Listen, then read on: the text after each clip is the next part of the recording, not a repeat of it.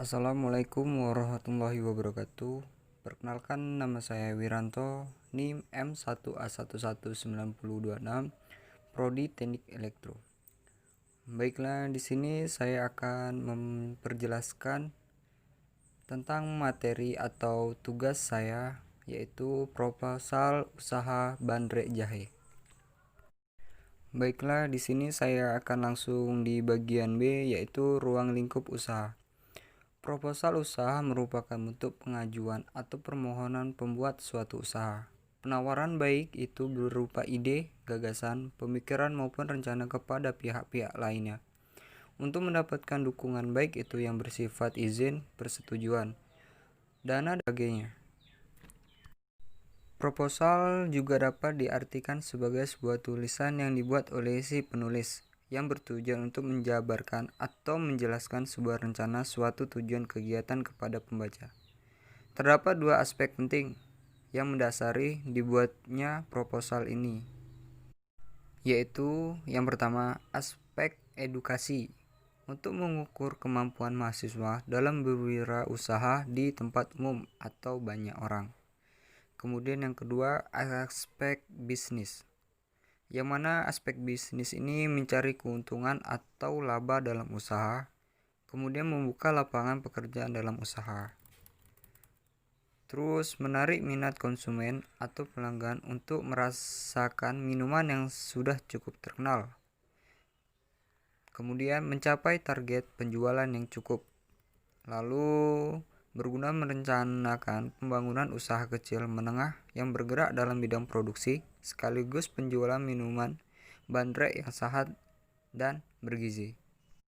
Kemudian yang C, yang visi dan misi, yaitu visi yang pertama itu menjadikan minuman bandrek sebagai pusat penjualan dan penguasa pasar minuman bandrek bagi masyarakat atau pembeli. Sedangkan yang misinya yaitu memberikan pelayanan terbaik dengan menjual bandrek yang sehat, berkualitas, tanpa bahan pengawet. Kemudian saya akan melanjutkan yang bagian D, yaitu analisis SWOT. Sebelum kita memasuki materi analisis SWOT, alangkah baiknya kita harus lebih tahu dulu SWOT itu apa. Di sini saya akan membagi tahu SWOT. SWOT adalah metode analisis perencanaan strategi yang digunakan untuk memonitor dan mengevaluasi lingkungan perusahaan, baik itu lingkungan eksternal dan internal, untuk suatu tujuan bisnis tertentu. Kemudian kita masuk ke dalam SWOT, yaitu strike yang pertama, bisa dibilang kekuatan, di mana minuman bandrek ini sangat lezat, berbeda dengan bandrek yang lain. Yang lain dan bukan hanya rasanya saja yang lezat, namun juga mengenyangkan, segar dan bergizi. Kemudian wax, kelemahan. Kelemahan dari minuman ini yaitu minuman bandrek ini tidak tahan dalam 1 hari lebih, sehingga setelah lewat sehari rasanya menjadi berbeda atau bisa dibilang jadi nggak enak.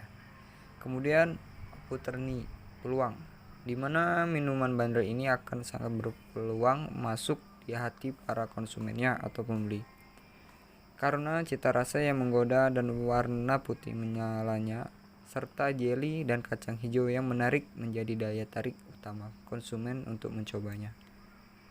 Selanjutnya, threat atau bisa dibilang ancaman.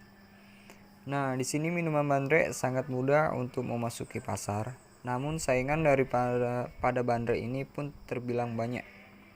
Karena banyak penjual minuman yang menjual berbagai macam jenis minuman bandrek lainnya.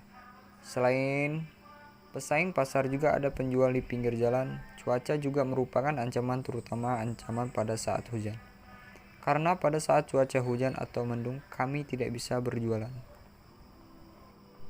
Dan di sini kita masuk yang E, yaitu jadwal kegiatan. Di mana waktu saya mempresentasikan atau turun ke lapangan. Nah, di sini jadwal orang yang mulai. Baiklah, di sini kita masuk ke jadwal kegiatan penjual bandrek. Nah, di sini tanggalnya sudah tertera ya, mulai dari 22 November 2020 sampai 29 November 2020. Kemudian hari yang kegiatan penjual bandrek ini mulai dari hari Senin sampai Sabtu, dan dia hanya libur di hari Minggu, dan mulai penjualannya itu yaitu jam 7.00 sampai 23.00, kemudian sampai seterusnya di hari Sabtu. Kemudian alasan orang itu penjual, yaitu alasannya menjual setiap beberapa hari sekali agar konsumen tidak pada bosan untuk membeli dan menikmati bandrek kacang hijau ini. Kemudian masuk kita ke bab 2, yaitu tinjauan umum. Yang pertama yaitu A, aspek manajemen usaha. Dan yang ke-1 yaitu nama perusahaan. Orang itu membuat nama perusahaan yang akan saya gunakan untuk usaha ini adalah Bandrek Jahe Kacang Hijau. Alasan si penjual itu yaitu memakai nama perusahaan ini karena nama dari Bandrek Jahe Kacang Hijau sangat menarik dan menyehatkan, serta produk yang saya jual adalah minuman bandrek jahe yang sehat. Lokasi usaha si penjual bandrek kacang hijau yaitu orang itu memilih bertempat di Bandaran Tugu Juang. Kemudian yang ketiga, struktur organisasi. Yang pertama di sini pemimpin, kemudian yang kedua bendahara. Kemudian yang bawahnya itu bisa dibilang seksi-seksinya. Yang pertama itu tim kreatif, kemudian tim riset, yang ketiga tim pemasaran, kemudian yang keempat tim produksi. Kemudian kita masuk ke B, aspek produksi, dimana yang pertama itu nama produk. Nama produk yang penjual buat atau yang saya jual adalah bandrek jahe. Alasannya karena produk yang saya produksi ini adalah bandrek yang terbuat dari campuran susu, jahe, kacang hijau, roti, dan jelly. Kemudian yang kedua yaitu bahan dan peralatan, dimana bahan langsung yaitu kacang hijau, jelly tepung kanji, susu kental manis, gula, roti, air hangat atau panas. Kemudian bahan tidak langsungnya yaitu gelas kaca, sendok, minyak tanah. Kemudian peralatan, di sini ada pisau, talanan, dandang, dan sendok. Kemudian si penjual pun membagi produksi atau proses membuat si kacang hijau ini. Yang pertama itu tuangkan susu kental manis ke dalam gelas kaca.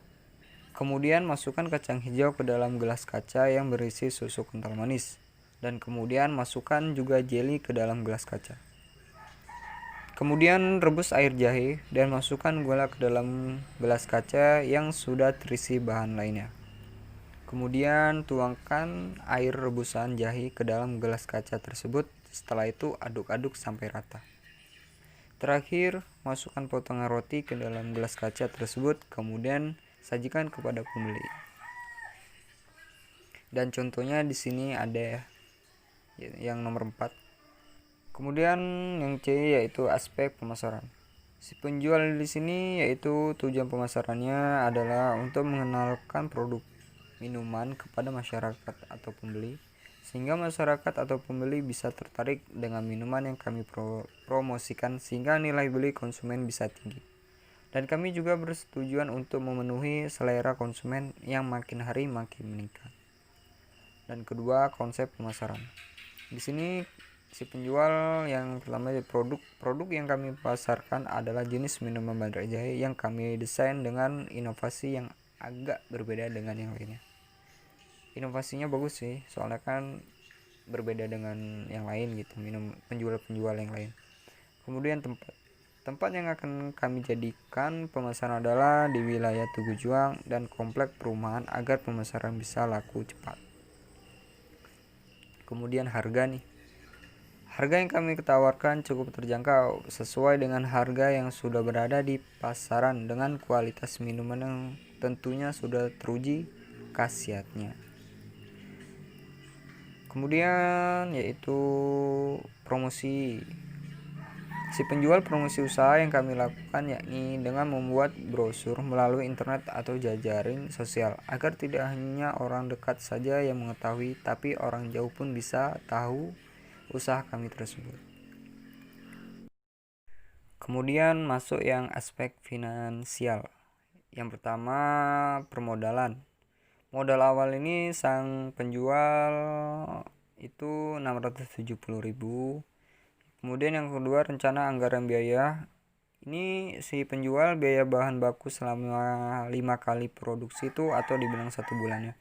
Kemudian di sini ada tabel yang mana ini keterangan Q titik P.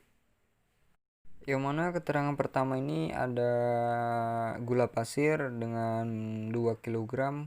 Kemudian harga seminggunya itu yaitu 15.000 dan sebulannya itu bisa terhitung 30.000. Kemudian yang kedua, susu kental manis.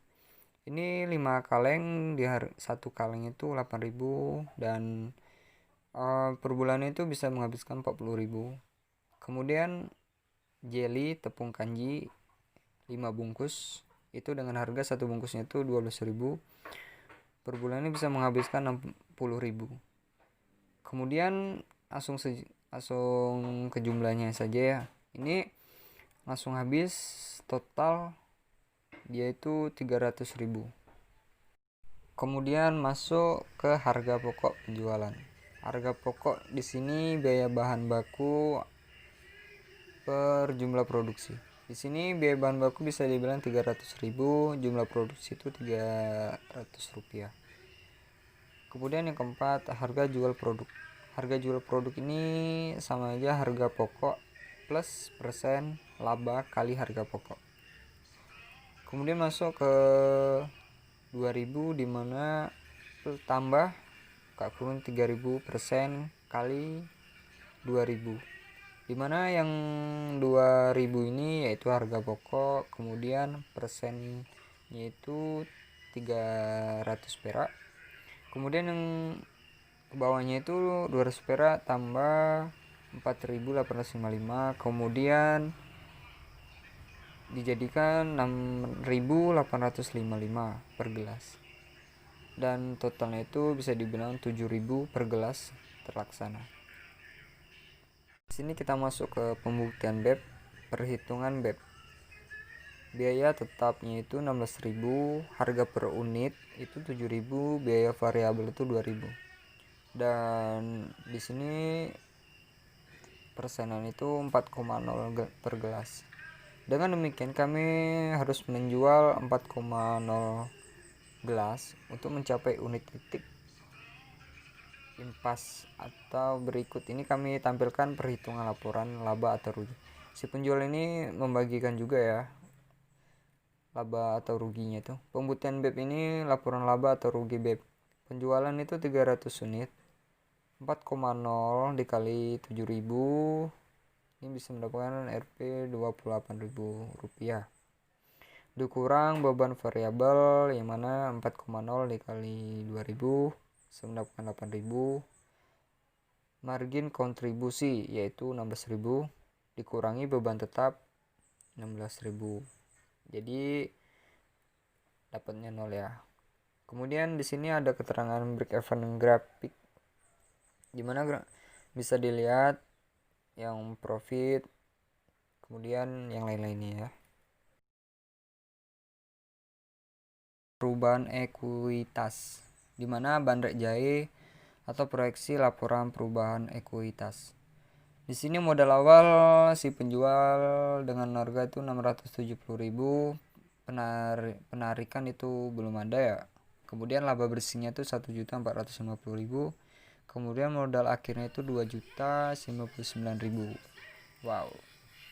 Kemudian yang neraca akhir aktiva nih kasnya itu 1.450.000. Kemudian modalnya itu yaitu 1.450.000. Mungkin hanya itu yang bisa saya sampaikan. Apabila ada penjelasan yang kurang masuk atau penjelasan yang kurang, mohon dimaafkan. Sekian, wassalamualaikum warahmatullahi wabarakatuh.